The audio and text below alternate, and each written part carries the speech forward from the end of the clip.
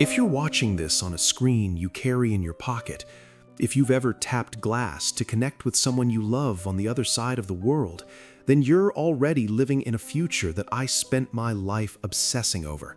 So before you swipe away to the next distraction, give me a few minutes, because what I'm about to tell you is not about iPhones, not about Macs, not about Apple at all. It's about you, your life, and what you choose to do with the time you have left. And if you stay with me until the end, I believe you'll look at that screen and your own story a little differently. I'm Steve Jobs, co-founder of Apple, and depending on how old you are, you might think of me as the Apple guy, the black turtleneck guy, the keynote guy, the perfectionist, the visionary, the jerk, the genius. People have called me all of those things. But what really matters is much simpler. I was a human being who loved building things, who made a lot of mistakes, who got very sick, and who had to face the one truth that you and I absolutely share. None of us get out of this alive. I was adopted, a kid who knew early on that I didn't come from the neat, polished stories people like to put on Christmas cards. There was always this sense in me that life was fragile, that nothing was guaranteed, that I was lucky just to be here at all. I didn't finish college, maybe that sounds romantic now, but at the time it was scary. I dropped out of Reed because I didn't want my parents spending their life savings on an education I wasn't sure I valued. And instead of sitting in the required classes I hated, I started dropping in on the ones that fascinated me, like calligraphy.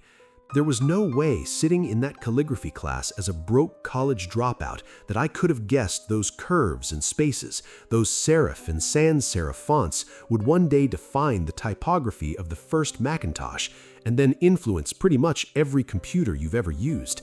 You can't connect the dots looking forward, you can only connect them looking backward, and yet you have to trust that somehow the dots will connect in your future.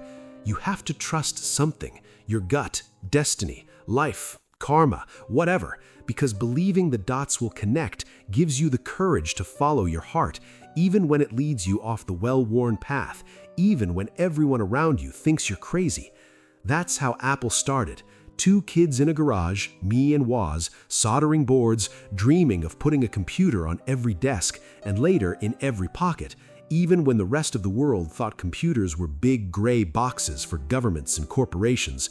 We weren't chasing money or status. We were chasing an idea that the right tools in the hands of ordinary people could unlock extraordinary creativity.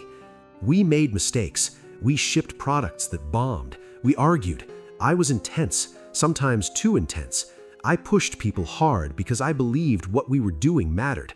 I believed products could be art, that circuits and code could be as beautiful as anything hanging in a museum, and that the way something worked on the inside was just as important as how it looked on the outside.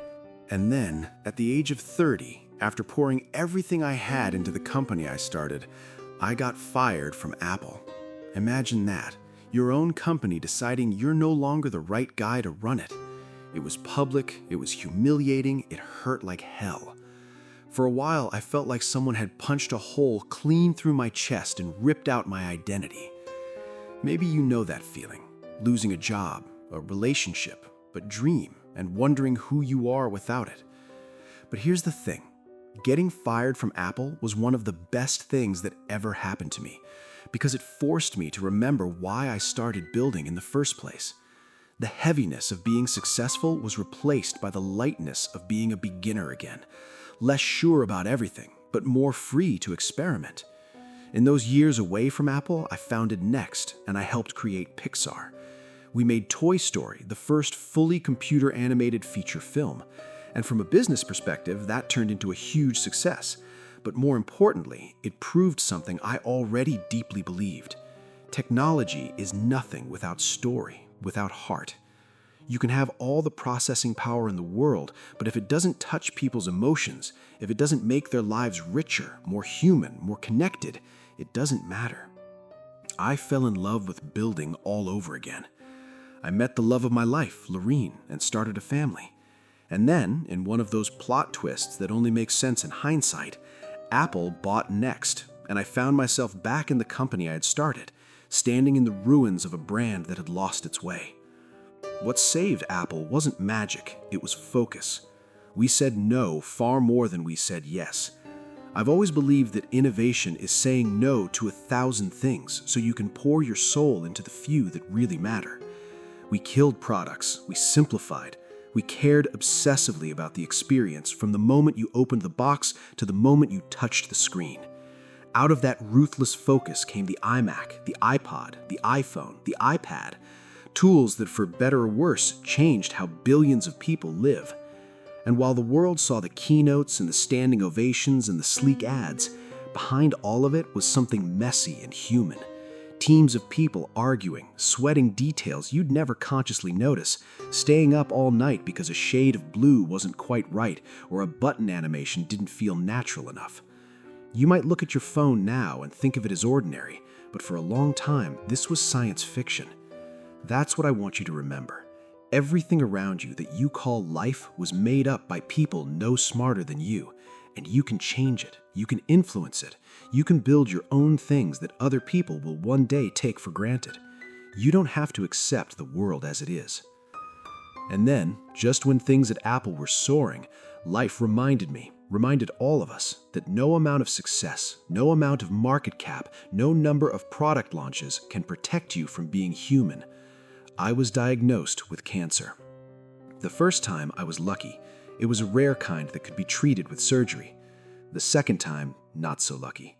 Suddenly, all the things I used to obsess about, the next product, the next keynote, the next quarter, were pushed aside by a much more personal calendar. Doctor visits, treatment plans, how much time I might have left. I had spent years talking publicly about death as the ultimate change agent in life. Since I was 17, I had looked in the mirror every morning and asked myself, if today were the last day of my life, would I want to do what I am about to do?